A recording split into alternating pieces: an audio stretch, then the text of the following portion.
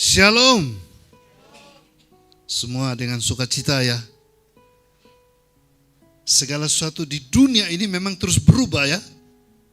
Amin. Dunia berubah ya. Dunia berubah. Hanya Tuhan Yesus yang tidak berubah. Ada yang berubah hari ini? Bapak Ibu lihat. Biasanya lihat ke depan saja tidak ada perubahan. Lihat kiri kanan tidak ada perubahan. Ya udah lihat ke atas, ada perubahan enggak? Apa itu? Nah itulah. Memang dunia juga bisa ikut berubah ya. Gigi utuh bisa jadi gigi ompong. Rambut putih jadi rambut hitam. Wajahnya semakin keriput juga. Tidak apa-apa Bapak Ibu, keriput asal sukacita. Itu pasti kelihatan sukacita. Tapi kalau sudah keriput kurang sukacita, aduh sudah layu semua Bapak Ibu. Jadi tetap senyum dan sukacita, amin. Dan saya percaya Bapak Ibu sudah dipersiapkan dari rumah datang berjumpa dengan Tuhan. Pujian penyembahan semua kita sudah dengan sukacita.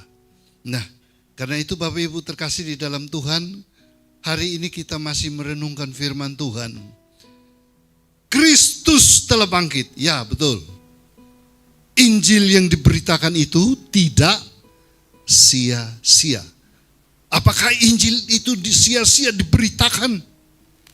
Pak Salmon apa enggak capek berkhotbah sampai hari ini? Oh tidak. Karena saya tahu firman Allah itu akan mengerjakan kehendaknya. Firman Allah juga bagaikan pedang yang bermata dua, yang menusuk memisahkan sumsum dan roh kita, katanya firman Tuhan tuh. Jadi firman Allah itu tidak berubah. Dunia boleh berubah, tapi firman tidak pernah berubah. Injil diberitakan juga tidak sia-sia. Dia akan mengerjakan keefektifannya dalam kehidupan kita. Bapak Ibu, bolehkah kita dengar kesaksian bahwa Injil itu tidak berubah? Siap dengar? Nah, saya undang ini Mas Aris, maju depan Mas Aris. Singkat aja, Anda berdiri di sini. Ini Mas Aris ini kayak anak remaja, di situ aja. Nah, tapi ini sudah Bapak Aris namanya. Sampai pegang mic satu. Ya, kemudian nama jelasnya, karena yang saya tahu itu hanya Aris, bukan arisan. Jadi lengkaplah nama Anda, silakan. Ya, terima kasih. Nama saya Wisnu Arisandi. Tapi biasanya orang-orang panggil saya Aris. Nah, Bapak Aris sudah punya istri? Sudah belum? Sudah. Oh sudah. Puji Tuhan sudah. Istrinya berapa? Puji Tuhan satu saja. Oh satu aja. Anaknya? Satu. Oh satu. Sudah satu setengah atau belum? Belum, satu saja. Oh iya.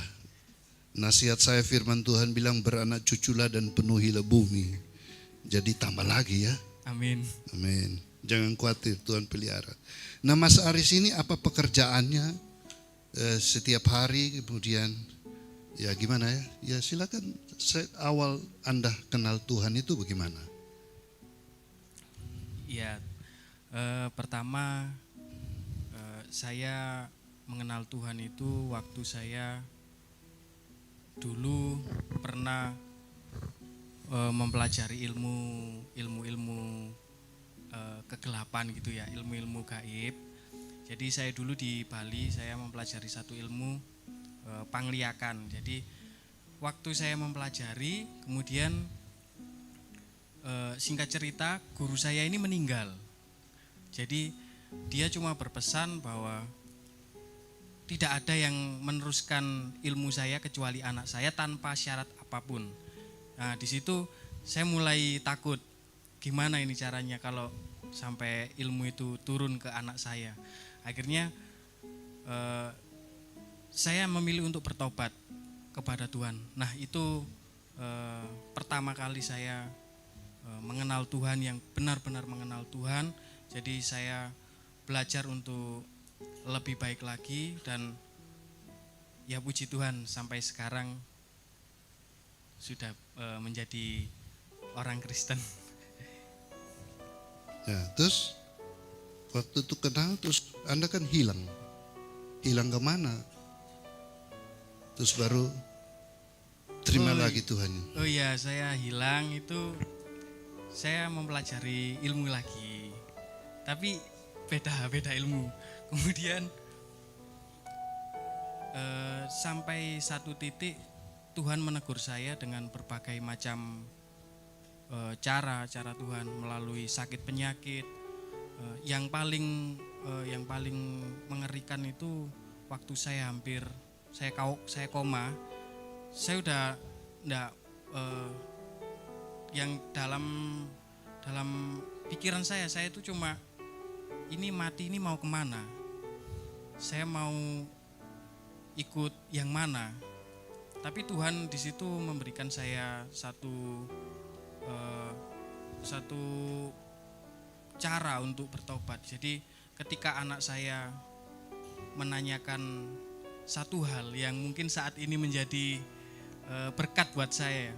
Ketika anak saya menanyakan satu ayat firman Tuhan dan saya tidak bisa menjawabnya, saya langsung bertobat kepada Tuhan.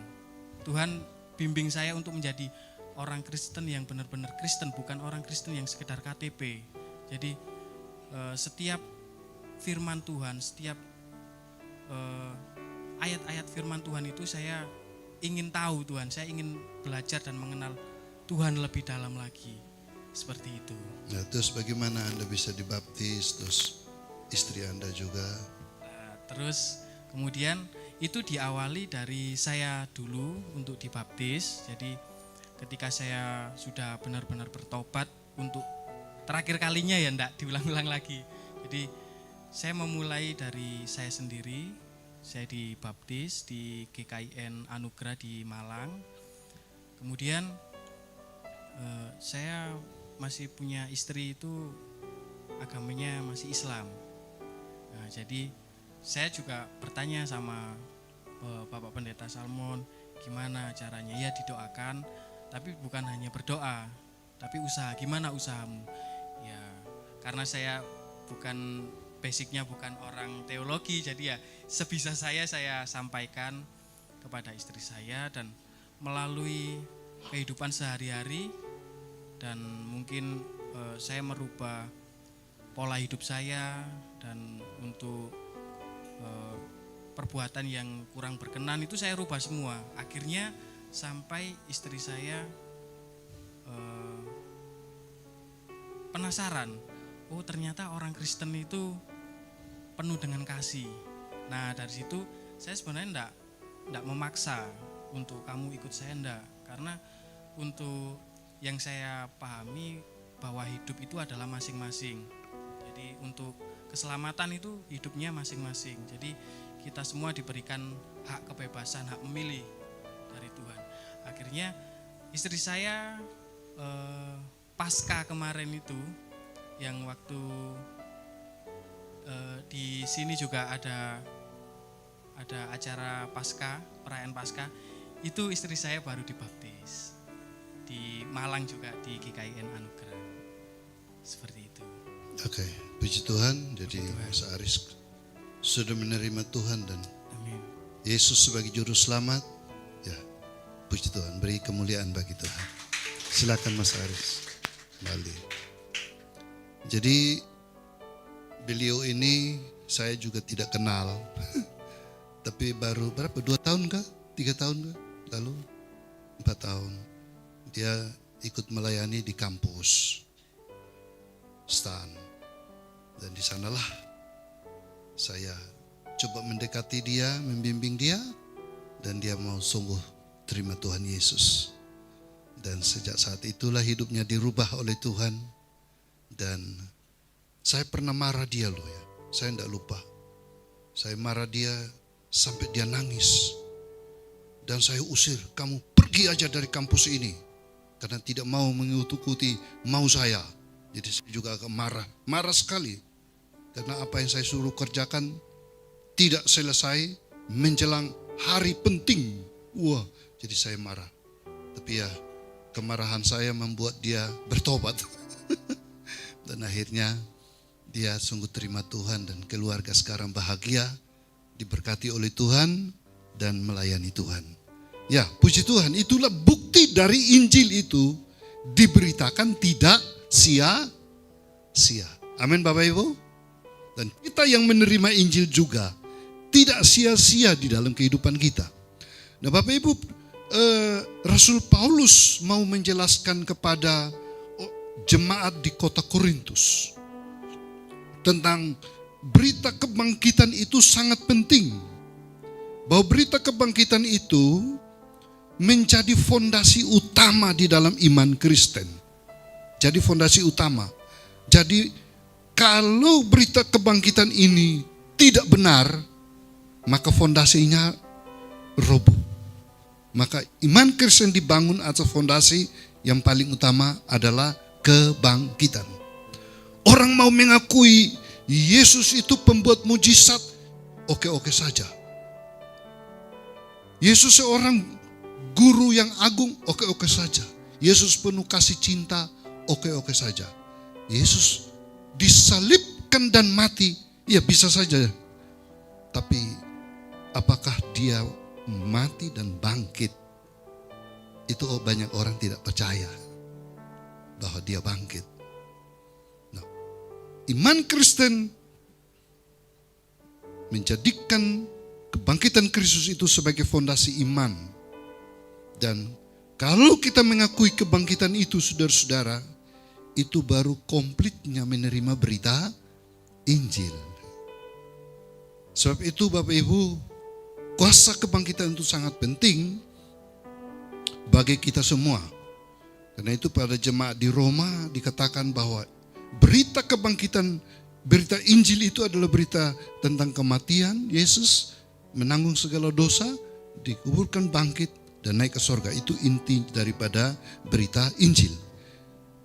Berita ini menurut Paulus kepada jemaat di Roma, Injil adalah kekuatan Allah yang menyelamatkan setiap orang. Kekuatan. Kepada jemaat di Korintus dikatakan kalau Kristus tidak dibangkitkan, sia-sialah iman kita.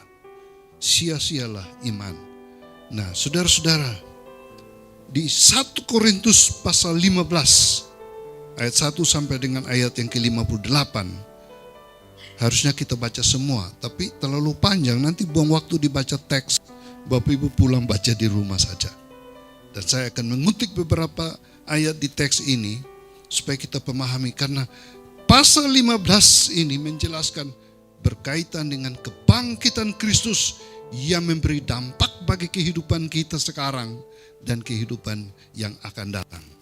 Nah, Bapak Ibu terkasih di dalam Tuhan, mengapa Injil yang diberitakan itu dikatakan tidak sia-sia?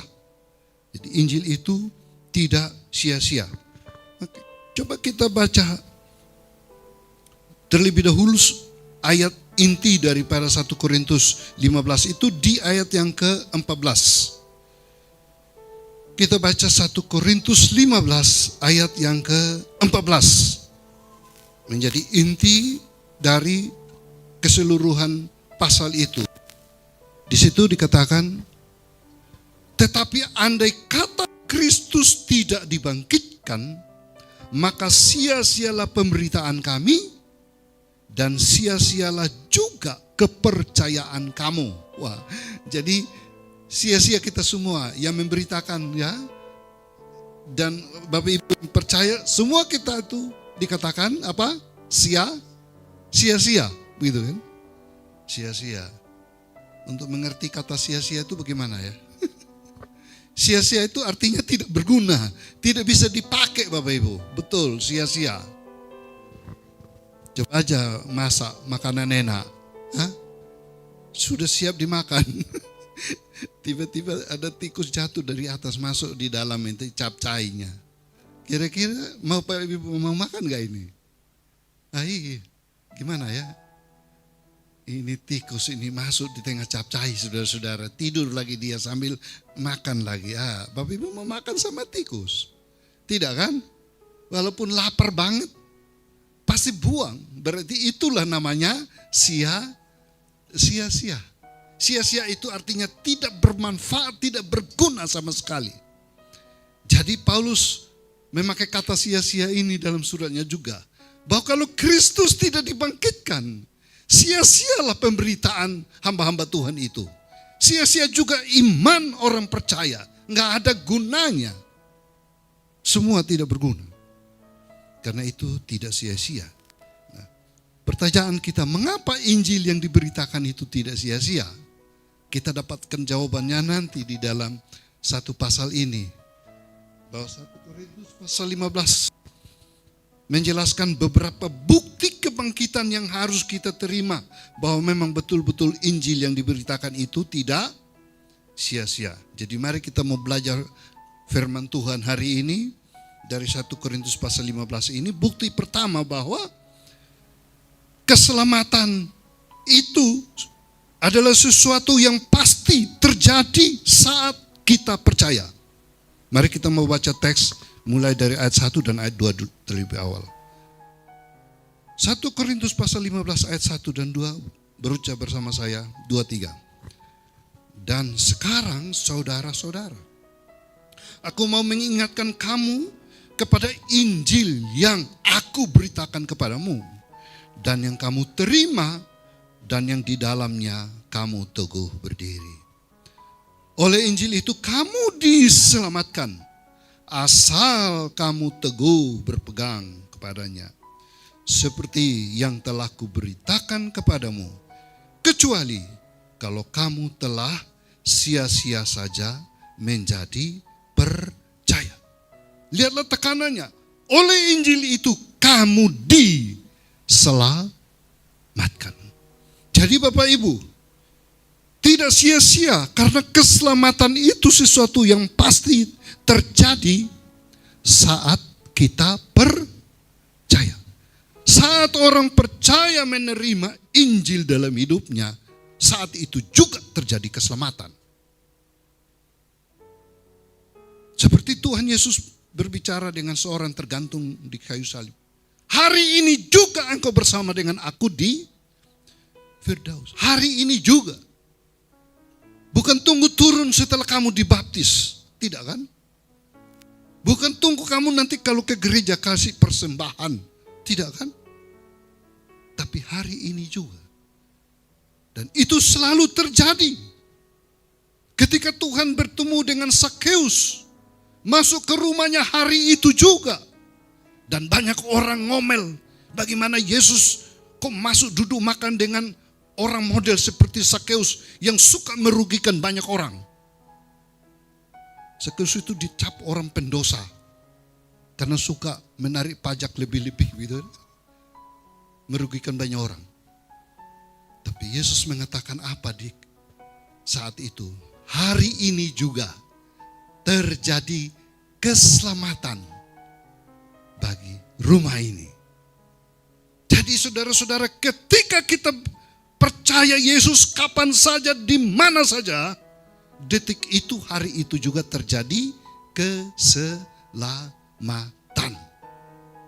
Keselamatan langsung connect dengan sorga. Kling, proposalnya diterima. Tercatat kita diselamatkan karena kita percaya. Maka orang benar, orang dibenarkan karena imannya, karena percaya. Jadi saat kita percaya, keselamatan itu sudah terjadi dalam hidup ini. Misalnya setelah itu meninggal bagaimana? Dipanggil Tuhan. Orang selamat apa tidak? Sudah selamat. Misalnya saja, hari ini saya layani seseorang. Setelah pelayanan pulang dia kecelakaan, meninggal. Selamat apa tidak? Selamat apa tidak? Karena dia sudah percaya. Karena itu setiap orang yang ambil keputusan percaya pada Injil, keselamatan itu sudah klik, sudah terjadi. Inilah yang Paulus ingin katakan. Saudara-saudara, oleh Injil itu kamu diselamatkan. Nah, untuk mewujudkannya nanti, asal kamu teguh berpegang padanya. Asal kamu teguh berpegang padanya. Jadi kita sudah memiliki keselamatan. Maka kita tetap teguh berpegang. Kenapa kita tetap teguh? Karena setelah kita sudah diselamatkan, masih banyak ajaran-ajaran lain. Masih ada godaan-godaan lain. Masih ada masalah-masalah dalam kehidupan, masalah demi masalah. Dan disitulah menguji kita. Apakah kamu tetap percaya kepada Injil? Belum lagi datang ancaman, penganiayaan, fitnah, penolakan, bahkan pembunuhan juga bisa terjadi karena kita percaya. Tetapi kita sudah diselamatkan dan kita tetap berpegang teguh sampai akhir hidup kita. Amin Bapak Ibu. Inilah yang dibutuhkan sampai akhir hidup kita. Jangan menyangkal dia lagi, jangan menolak dia lagi, tetap berpegang teguh pada iman kepada Tuhan Yesus Kristus yang sudah mati di kayu salib, menanggung semua dosa-dosa kita. Jadi keselamatan itu sudah terjadi selama kita di dunia ini. Inilah kabar gembiranya. Maka kita sekarang menggebu-gebu, beritakan Injil, beritakan Injil. Beritakan Yesus yang mati di kayu salib. Beritakan Yesus yang bangkit. Berita ini ditulis dalam Injil Markus itu adalah berita yang kudus. Berita yang tak terbinasakan. Yang terus menerus diberitakan sampai hari ini. Sungguh kita bersyukur sampai pada generasi ini. Angkatan kita ini. Bahwa Injil Yesus Kristus masih terus diberitakan. Ke ujung-ujung bumi. Kepada siapa saja. Saya setiap kali doa buat anak kecil kayak di depan-depan kita, anak-anak cucu kita ini. Ingat di pikiran saya. Inilah besok-besok generasi-generasi yang melanjutkan pemberitaan Injil di mana-mana. Saya waktu kecil papa saya majelis gereja. Jadi saya sering ikut doa di konsistori dengan doa. Kalau majelis di sana jumlahnya itu 150 orang. Oh Bapak Ibu ya. Itu gereja majelisnya saja 150. Berarti jemaatnya berapa ribu itu? Beribu-ribu. 3.000-an. Jadi sekali doa begitu 150. Nah ini kita semua ini jadi majelis ini. Masih kurang ini. Kalau di sana. Dan saya selalu satu-satunya majelis yang bawa anak itu saya. Karena saya diusir oleh Pak, sana ikut sekolah minggu. Enggak, saya ikut Papa. Jadi ya sudah. Terus saya diusir waktu itu majelis lagi usir saya. Tapi pendeta itu saya masih ingat. Jangan usir anak ini. Biar saja dia ikut doa. Ternyata di kemudian hari saya jadi pendeta juga ya.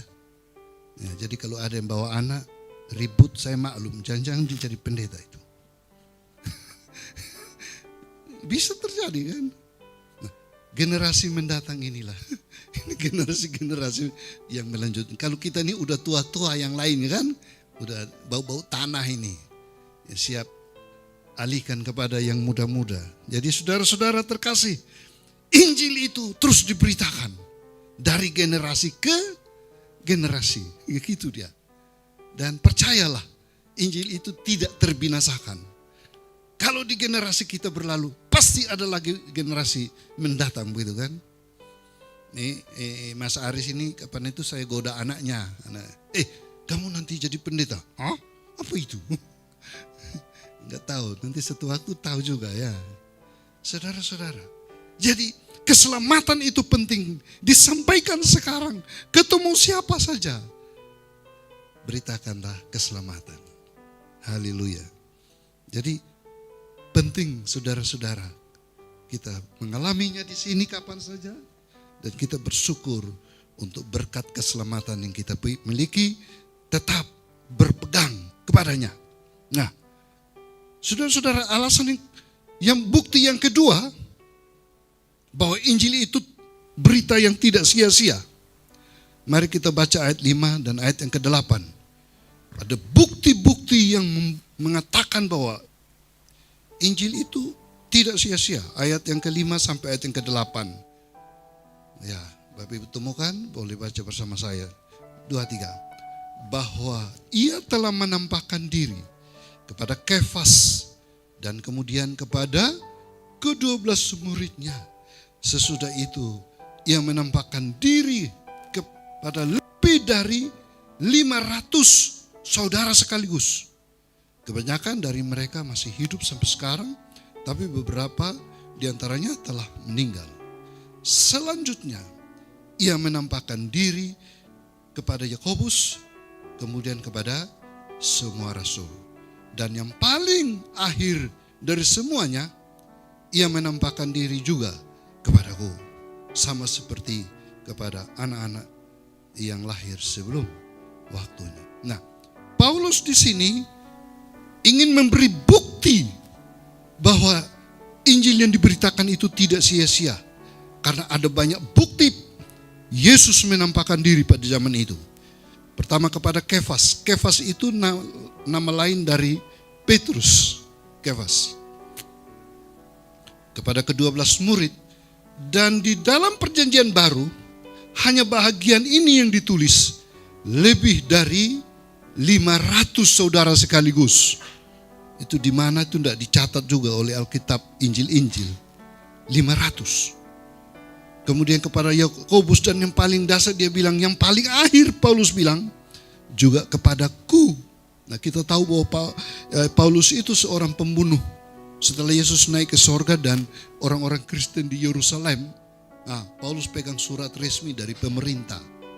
Karena agama Kristen dianggap agama yang tidak benar, sesat.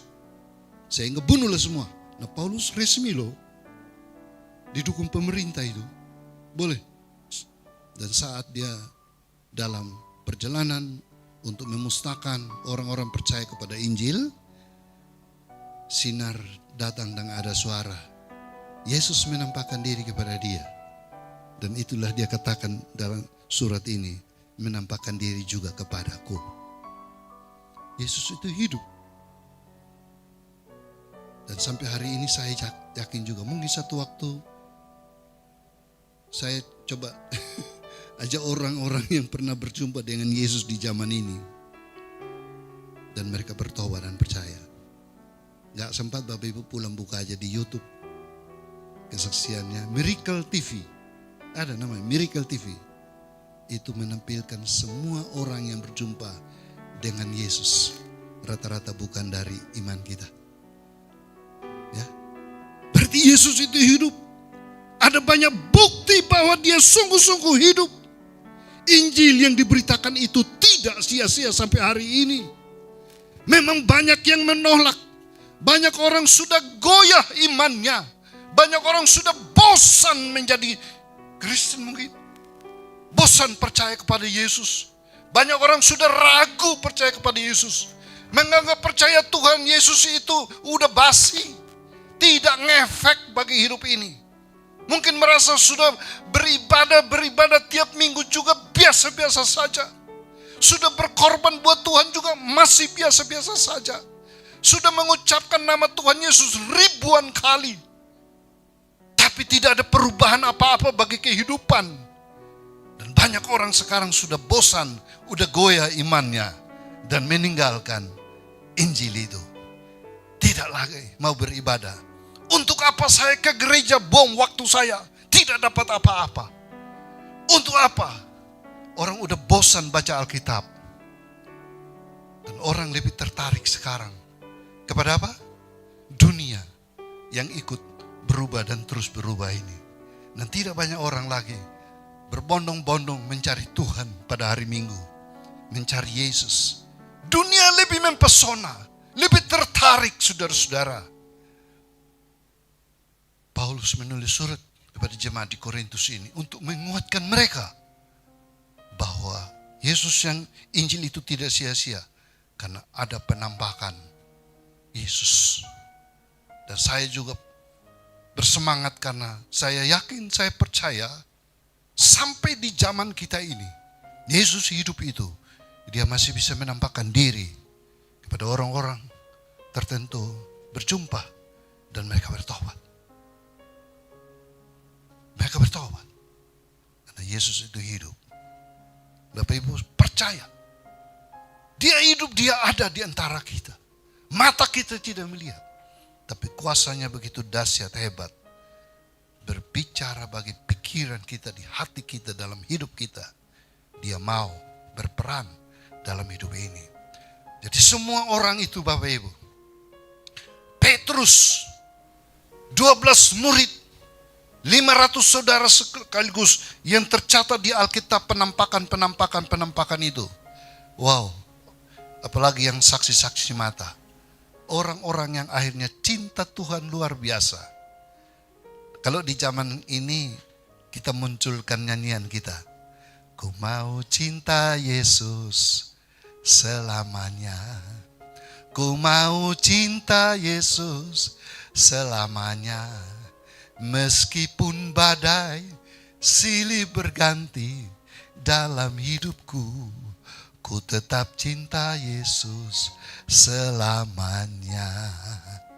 Jadi teguh berpegang kepadanya. Ada banyak bukti saudara-saudara. Yesus itu real, dia hidup sampai pada masa kini. Bukti yang ketiga, Injil itu tidak sia-sia, saudara-saudara.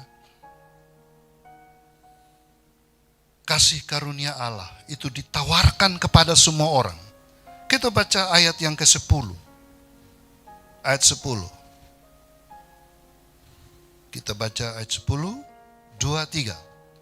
Tetapi karena kasih karunia Allah, aku adalah sebagaimana aku ada sekarang. Dan kasih karunia yang dianugerahkannya kepadaku tidak sia-sia.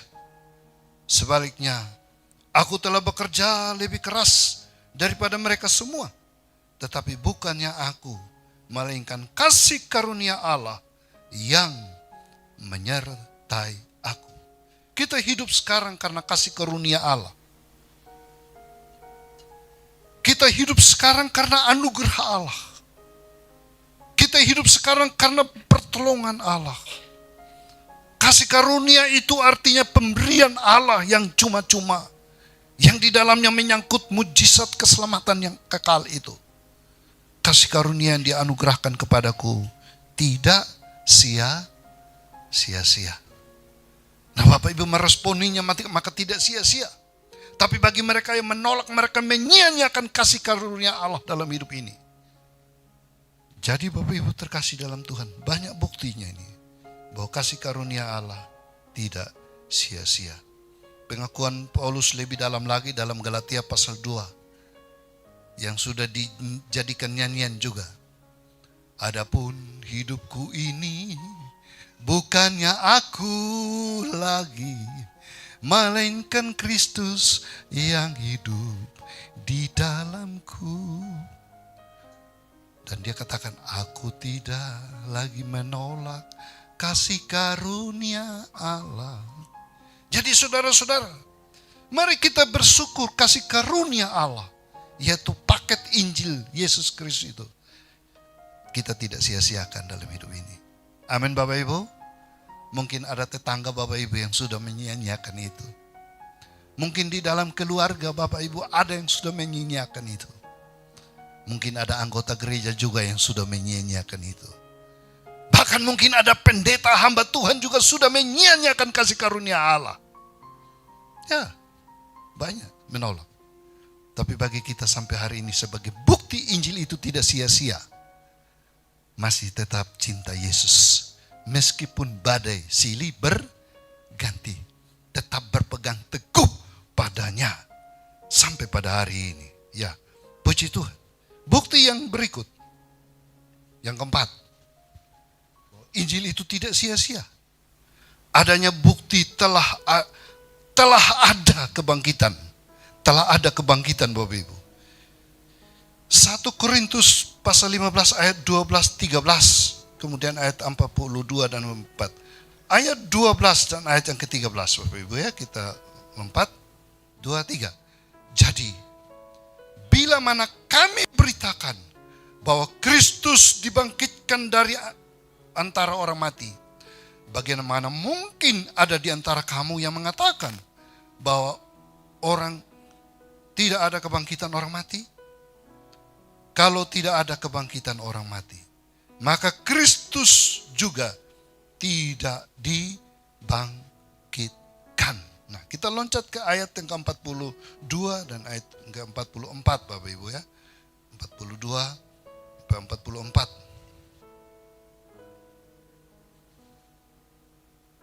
Ya, 2, 3.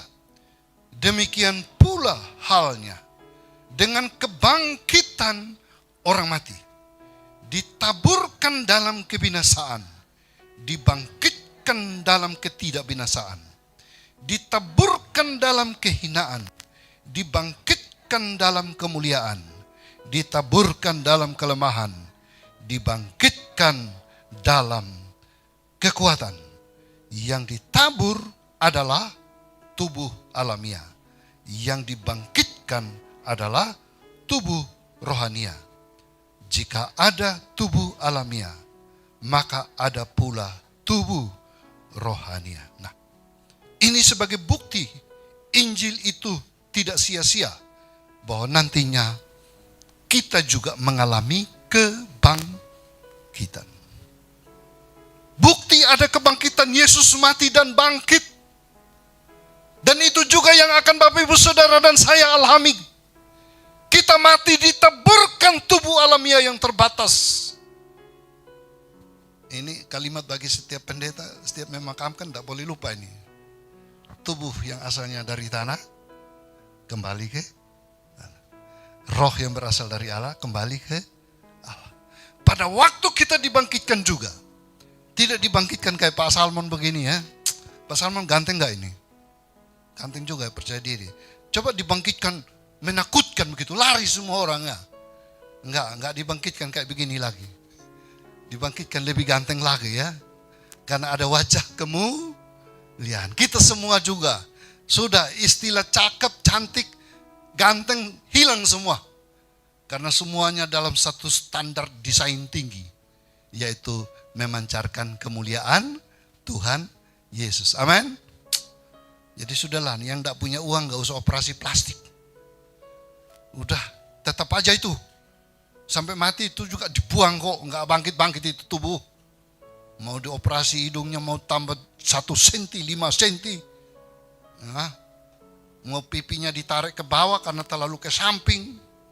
Mau dagunya ditambah lagi, sudahlah. Itu semua sementara. Banyak operasi malah kena banyak silikon. Lalu saya baca di itu kisah-kisah itu banyak yang kena kanker juga kalau nggak bagus ya kan. Bapak Ibu mau operasi, siap duit ke Korea sana loh, banyak operasi di sana. Banyak laki-laki sekarang dioperasi juga jadi wanita. Duh, gimana itu? Wanita juga dioperasi mau jadi laki-laki. Aduh, ini orang tidak bisa menerima tubuh mereka ini. Salah sendiri, makan banyak, gendut, operasi aja perutnya. Saudara-saudara, itu semua akan berlalu ya. Jadi kita jangan terlalu banyak fokus di situ. Sebab akan kita bangkit dengan tubuh kemuliaan. Dan itu sukacita luar biasa di dalam kemuliaan Tuhan. Tubuh dari tanah lenyap. Ada tubuh alamiah, maka juga ada tubuh rohania. Puji Tuhan. Kita semua akan diberikan tubuh yang baru. Jadi Injil diberitakan itu tidak sia-sia. Kita semua ada bangkit dalam kemuliaan. Diubah begitu. Ya. Tidak ada lagi sakit encok. Tidak ada lagi sakit rematik, saudara-saudara. Saya ini lutut saya sekarang yang sebelah sini harus pakai perban, kain perban. Soalnya sudah longgar ini, saudara. Saya cari-cari ini mau dikerasin gak bisa ini. Gak ada obeng ini. Gak ada bautnya nih. Saya kalau lipat kaki gini bunyi krak. Nah inilah sudah longgar ini, saudara-saudara ya. Jadi naik tangga ini juga bergumul ini. Semoga saya masih bisa naik terus ini. Kemarin saya tes Bapak Ibu. Karena anak-anak sudah naik semua di atas. Saya coba ikut naik. Bergumul. Tok. Naik juga sampai di atas, saudara-saudara. Ternyata di atas lebih indah daripada di sini. Ya, di sini Bapak Ibu kan lihat tembok kan. Di atas kita lihat seluruh Surabaya. udaranya lebih segar di sana. Ayo yang mau naik ke atas, kita naik doa sore-sore di sana. Gimana? Siapa masih kuat? Kita bikin persekutuan doa jam 5 sore. Tumpang tangan ke seluruh Surabaya. Wih, semua gedung-gedung kelihatan, bagus sekali. Sampai kita bawa gitar, ibadah di atas. Ya, inilah tubuh jasmani kita. Tubuh sia-sia. Tapi mari kita bangga. Kita punya tubuh rohania yang akan dibangkitkan juga oleh Tuhan. Bukti Yesus telah bangkit. Itu berarti ada kebangkitan orang mati. Maka di dalam pengakuan iman rasuli jangan dilupakan.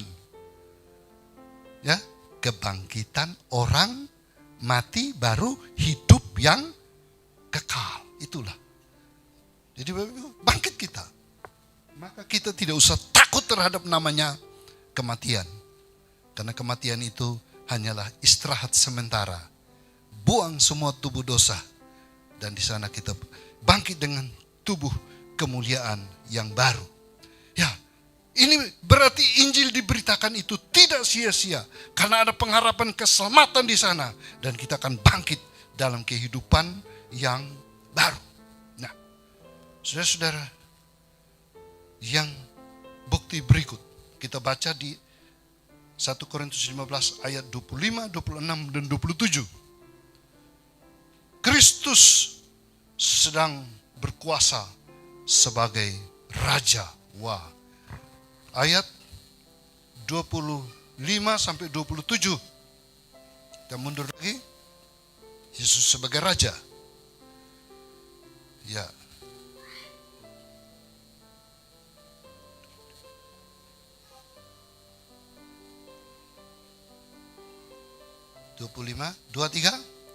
Karena ia harus memegang pemerintahan sebagai raja sampai Allah meletakkan semua musuhnya di bawah kakinya. Musuh yang terakhir yang dibinasakan ialah maut. Sebab segala sesuatu telah ditaklukkannya di bawah kakinya.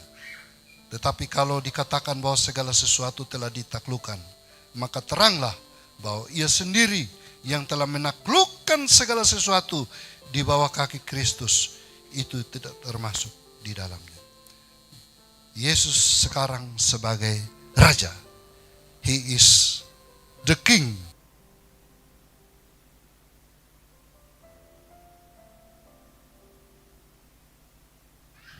Di atas segala raja. Bapak Ibu terkasih di dalam Tuhan, inilah buktinya sekarang dia menjadi Raja. Di atas segala raja, dia berkuasa di atas segala-galanya. Nah, bukti Injil itu tidak sia-sia. Dia Raja yang bertakhta juga di dalam hati kita. Raja yang bertakhta di dalam hidup kita. Dan dia menerima segala pujian, sanjungan, hormat, dan kemuliaan, syukur bagi nama Tuhan senantiasa. Saudara-saudara yang terakhir, Paulus ingin menjelaskan kepada jemaat di Korintus bahwa Injil diberitakan tidak sia-sia.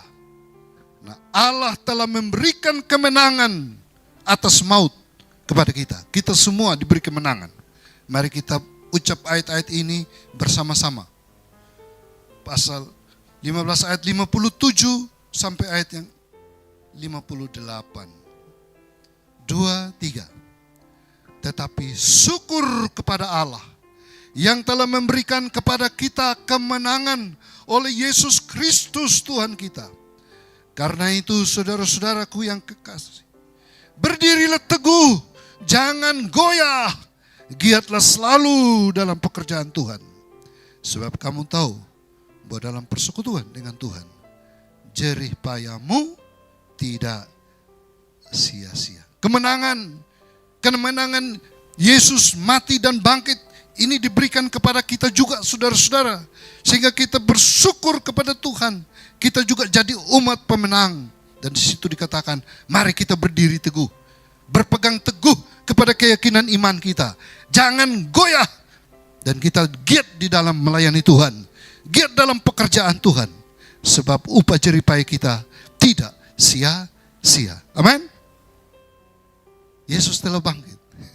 Injil diberitakan itu tidak sia-sia. Tapi ada sini upah kita juga tidak sia-sia. Melayani Tuhan itu tidak sia-sia.